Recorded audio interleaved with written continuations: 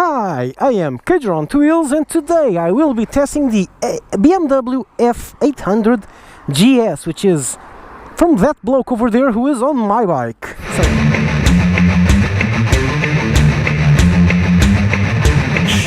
So he lent me his awesomely expensive bike. He paid 16,000 euros for it. The base version is 12,000 because of all the extras he put in. And so let's go for a quick front to back on the bike.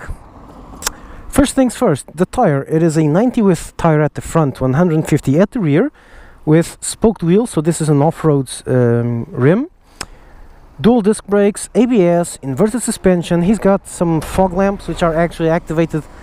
This is not an improvisation. These are activated by this stock button here, which is awesome.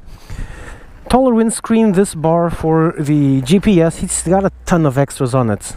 And so going backwards, you have this very ugly optical arrangement, which I hate on BMW. Seriously, you can't find anything prettier than this, BMW. Come on, seriously, this is ugly as sin. This GS, this is the adventure one. That's the GS. It has a bigger tank, 24 liters instead of 17, and because of the bigger tank, the front is also fatter, which gives it a much more rounded out profile. Doesn't look like a toy. This looks like a proper fat bike, a proper muscle machine. Looks much better than the normal version, the GS version. I like it quite a lot. He's got the obligatory top case. He's also got the obligatory side cases, which he didn't bring this time. Surprise, surprise. You've got these huge foot pegs, which I'm still trying to get used to. These are much bigger than what I'm used to. LED indicators front and rear, LED stoplight. The chain is on the wrong side, the exhaust is on the wrong side. The disc brake is also on the wrong side. I don't know why they mirrored these bikes on the rear, but hey, what the heck. Whatever floats your boat, BMW. So yeah, this is a GS 800. This costs as much as an Africa Twin or a Super Tenere. Only has an 800cc engine. Oh, I forgot the engine. The engine is an 800cc engine with 84 horsepower. So it's about the same horsepower as mine-ish. But 800cc, so it does have a bit more torque. So you're paying Super Tenere money for an 800cc bike, which is a bit odd. It stops being odd once you get on it and you start looking at all the options. So let's look at all the buttons. By the way, this is a hugely tall bike. This is seriously gigantic. Okay, I'm on tippy toes. If I want to get anything other than the very tip of my boots, if I want to put the front ball of the boots down, I have to get the other foot off the ground. But it's not an issue because it's very well balanced. Okay, so let's go for the buttons right to left. Accelerator, duh. Starter is just like the MT-07. You press this button, the emergency stop, to start the bike. This is for the engine mode, which is now off. Hang on. Engine mode. Now I really like this computer tells you I'm on road mode, and it tells me I'm going from road into enduro or enduro plus or rain or roads. That's a smart decision. You have heated grips, and on this side you have the high beams info, which is the onboard computer. Tells me that he's been doing an average of 4.8 liters to 100 kilometers. You have the ABS on-off button. You have the suspension setting, which is Sport, Conf, or Norm. I'm going to leave it at Sport for these, and then I'll switch it into Norm. Indicators and horn. Normal horn. Okay. Everything is as it should be. Front suspension is not adjustable, the rear one is, and you've got a little 12-volt proprietary connector here, where it's actually quite useful instead of somewhere around here where you can't really reach it. Basically, that is the bike. One thing I really don't like is the speedometer. It doesn't quite reach the numbers. So why? Are you trying to save plastic, BMW? Or is it because you've made this in ovals and so the pointer wouldn't hit here? Make it round and make the pointer go all the way. This is ridiculous. I don't know what speed I'm at. I'm between 40 and 60, somewhat. That's silly. The rest of the bike, awesomely designed, but you are actually here to see it ride, and so let's get going. The start is very violent. It goes like vroom right off the start. Let's go. And here's Louise turning on.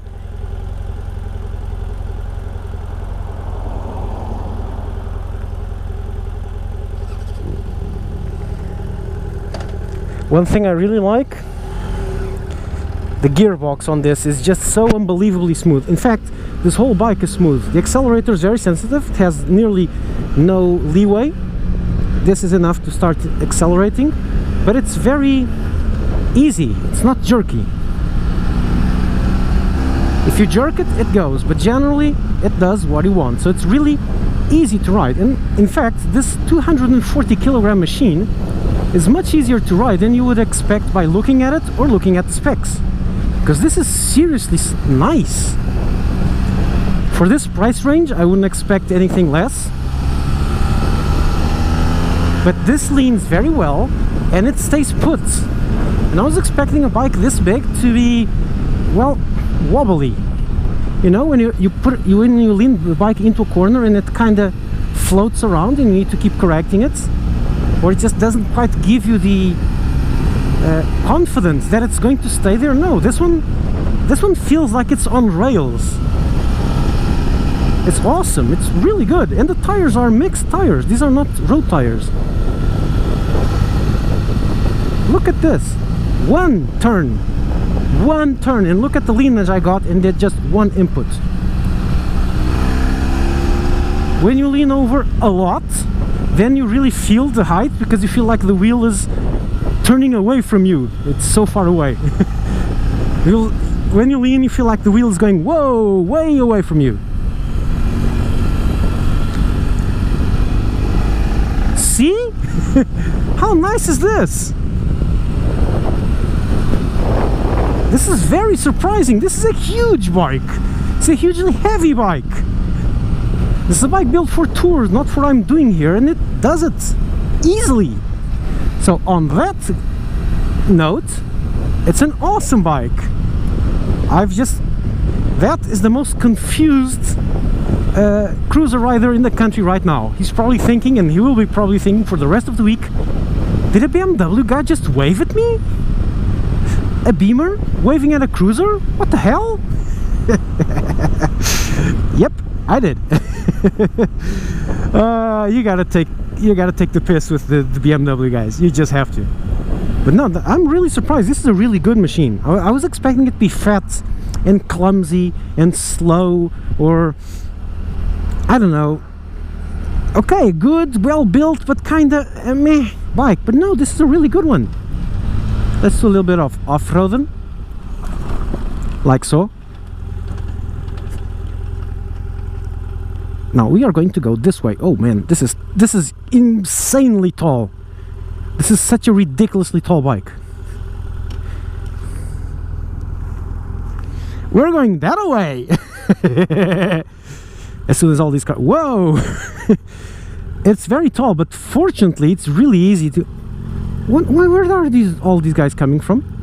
But fortunately it is a really easy bike to ride and to balance. Actually, I meant it's really tall, so you're always on tippy toes, but fortunately as soon as you reach the ground, it's very balanced, very like the Super Tenere and like the Africa Twin, in which you can really only reach on those.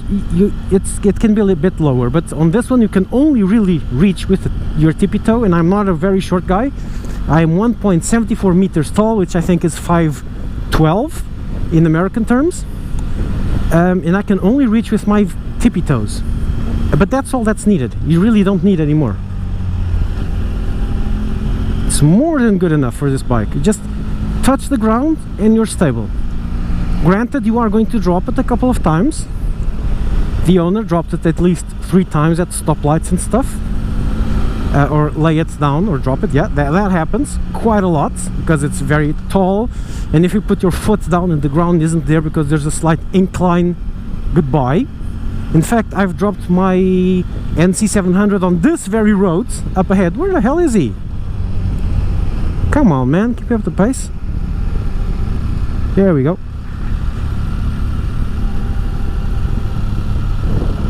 This is not a road to speed on, but it's a very scenic road. I really like this one, and it's horrible to do on my XJ6. There's another bike behind me, careful. Oh, that's gonna be bad. Okay, we're safe. So I have actually dropped my NC700 here on the bend over there because I stopped to let the car pass, and I put my right foot down and I was on the edge, so I put my foot on this gully here, and obviously I couldn't grab the bike, and so it just fell over into the gully. And to get it back up, I actually needed help from a couple of guys that were passing on the car on this bend in particular. Here I dropped it here. Okay, and at 240 kilograms and with all this height, this is not an easy bike to put back up. And, oh, hang on, it's now on Sport. I'm going to change it into Conf. Let's see the difference. Oh, now I feel quite a difference. Oh yeah, I can feel the bumps, but it's much more damped than it was before. Because that was horrible there, and now it's awesome. Now let's go left here.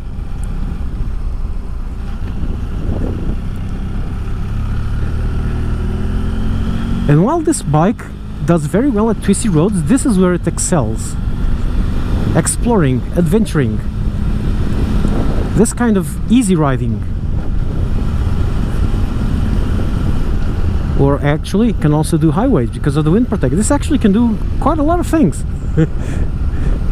I'm very impressed. I'm seriously very impressed. The gearbox is super smooth. Super smooth. The road here is destroyed. Where is he? Back there. Okay. The road is basically destroyed, but the gearbox is super smooth. The brakes are nice. They're easy to dose. They're strong, and you don't really need a lot of force or movement on the lever to brake, but you can dose them really well. They feel really good. My XJ6 now, they feel kind of you have to move the lever a lot, and on this one it's more immediate. Evolution, I guess. Then again, and I'm singing praises of this, but for this price range, this had better be really good, because it is competing in price with the big guns. And this is not a big gun, it's an 800cc bike, not a 1200 like the competition's doing. At least price-wise, okay? Because this is more specs-wise, apart from the smart suspension. Specs-wise, this is more in line with the MT-07 Tracer or the 09 Tracer-ish, and the V-Strom 650 and etc. But the price is way higher. And so on price it competes with some, on specs it competes with others, and that means it has to be brilliant or else people won't buy it. And it is quite brilliant. I understand now I see a few of these. I also understand why I don't see that many, because it's really expensive.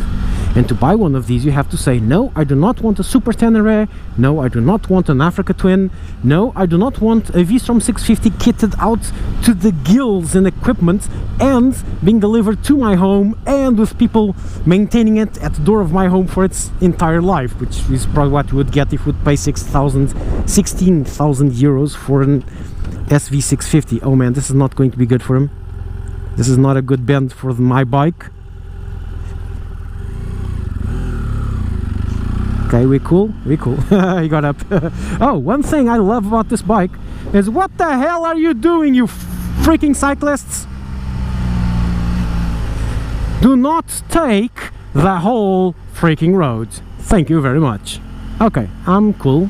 I was overreacting a bit because they actually did it correctly. Heard the bike and moved right over. Okay, standing up on this bike, awesome. I'm bent over just slightly, just enough so that when I accelerate I'm not shot backwards. Okay, it's very comfy. The tank is very wide, and so I can go more to the front and almost sit on top of the tank, or I can go onto a more classical position. I'm comfy, and I can grab the tank if I bend over the legs a bit. I can grab the tank in various fashions for cornering. So this is well thought out. This design is not just randomized, it's well thought out. Oh, hello Pooch! Woof woof! Yeah. So it's a well-rounded and balanced machine. I like it. I like it quite a lot. I actually got scared a bit there on the test track because I leaned it over way more than I wanted, but what? It's amazing how nice this actually is, and how not tiresome it is standing up on this one. Just a very natural position. I think I prefer the Super Tenere position yet, but this one's very good. Just because I'm slightly bent over, just very slightly. You know when you're standing up and you just put your hands on a kitchen counter, you have to just bend over slightly? That's the position here. So you can stand up the whole... No, you can't stand up the whole day because it is tiresome, but you can do it easily for quite a long time, like I'm doing, and not feel issues. And you can still control bike, you can still put the gears because everything's in place, everything is the correct way. I can downshift, I can upshift, and I don't need to be very concerned about what I'm doing, or where is the gear lever, or doing some fancy footwork to get the gear shifter up. It just works. I'm amazed. I am seriously amazed. I was not expecting this. Seriously was not expecting this. And it's very precise, even standing up. Because I don't know how to ride standing up. I don't have any experience. And the only two bikes that did this were the Africa Twin and now this one. And I'm very comfortable standing up, and I'm putting the bike exactly what I wanted, easily, not concentrating on, okay, a bit more, I have to do this. No, it's just natural. So I'm very, very impressed by this one. The engine's nice, it's vibey at high revs, that's a bit okay, that's the only point on it. It's a bit vibey. But at these low revs, 2000 RPM, I roll throttle, nothing happens. Was cool with it. Let's go into fifth gear at 2000, or let's get it at 1500 RPM, 40 kph. Accelerate. Doesn't really like it, but goes. Is it? It's gotta be comfort now. Yeah, it is on comfort.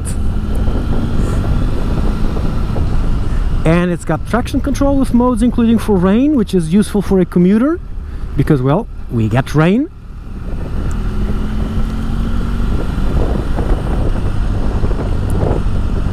This is a nice machine.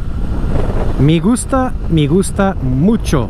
Now I'm just going to show you the way down from the Cabo de Roca,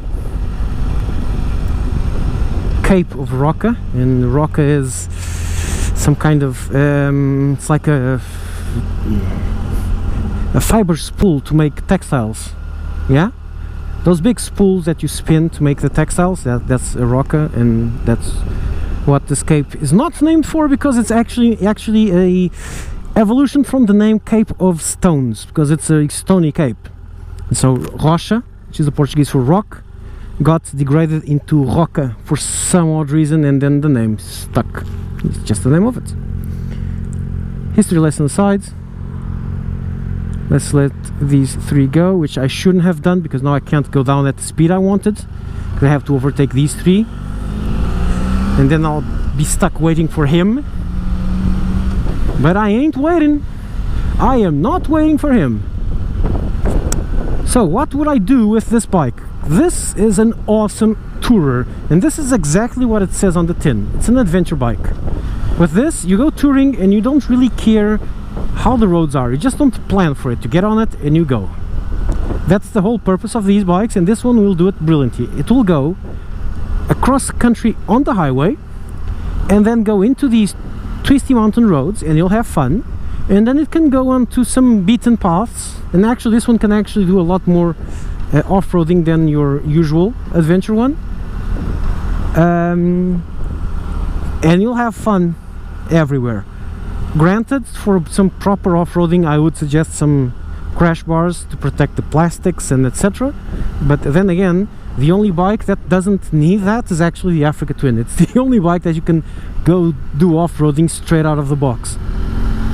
And even then, you might want to do some crash bars just to protect the plastics, even though they're quite sturdy.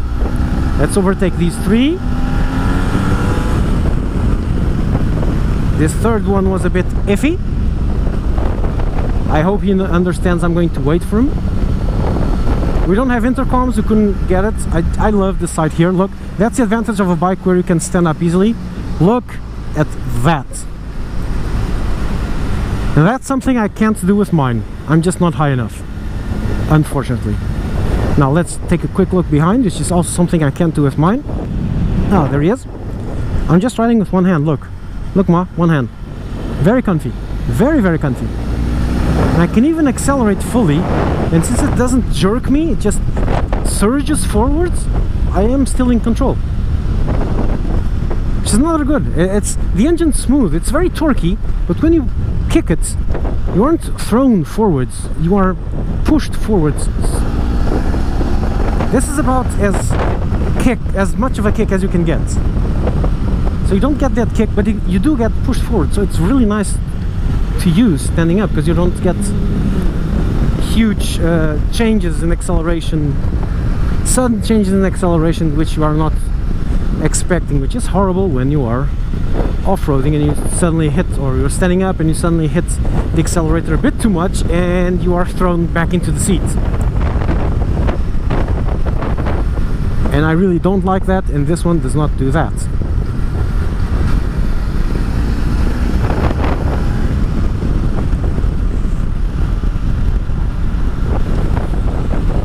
However, now I just felt something different. Let's see one thing. Interesting. Aha! I found the flaw! It's not quite as precise when you just push it back up. Let's say you're doing a very fast zigzag, like what I did there. You lean left. I'm going to wait from here because I want to do that turn in front really fast. You lean left, and then when you push it forwards to get it back up, what the hell is this guy doing?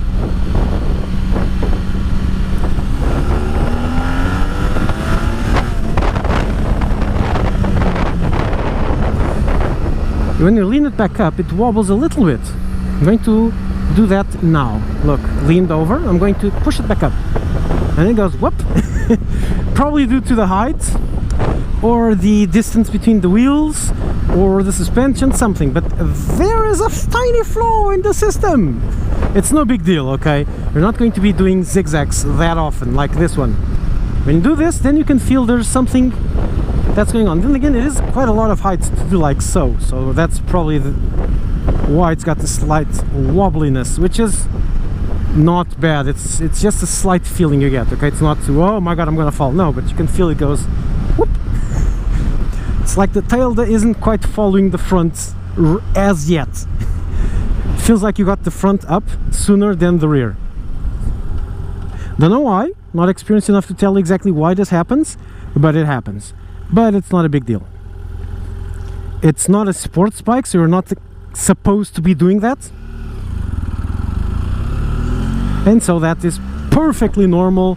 And yes, this is the awesome, and I have to say, awesome BMW F800 GS. It's not a performance bike like a sports bike, so it can't do some things. It does run out of steam. It's only 85 horsepower for 240 kilograms, and you feel that at higher revs when you're trying to accelerate it to beat the beans out of it, and it really doesn't quite like that. But it does love relaxed, sporty rides, not sporty rides. Not following an R6 through the canyons, but going at your own pace and having a lot of fun. It does like that, doesn't like high revving, it likes to sit on the mid-range.